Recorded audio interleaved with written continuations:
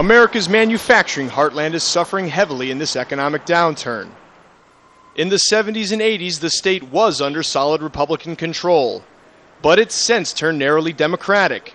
John McCain has all but given up on winning in this state, but the local party is not going down without a fight. It's called lose your home, lose your vote, and it's a maneuver that was allegedly endorsed by the Republican chairman in Michigan's Macomb County. It's a proposition not entirely opposed by America's conservative establishment. Supposedly he said, well, we might use foreclosure lists because if you're foreclosed on your house, you don't live there, so you shouldn't be voting from that address, which is legally true. Voter registration is based on where you live. If you lose your home, a political party could potentially challenge your right to vote in your district. Dwayne Malotsky's had it rough since being laid off by General Motors in 2005, and he's refused to give up his vote in stride. Being in foreclosure is not something that carries a lot of pride with it.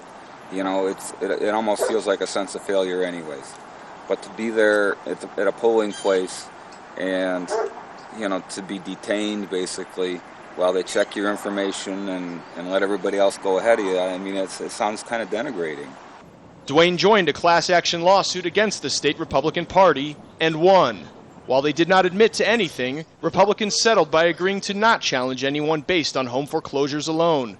With 105,000 additional home foreclosures in 2008 alone, it means many Michigan residents are either scrambling to stay put or find new places to live. And that confusion could leave some exposed to a Republican practice of using return mass mailings as a basis to question voter eligibility. I don't think mailing to anyone to find out whether that anyone exists suppresses their vote. Sending a piece of paper to them doesn't suppress their vote. Having it returned back that they don't exist doesn't suppress anyone's vote.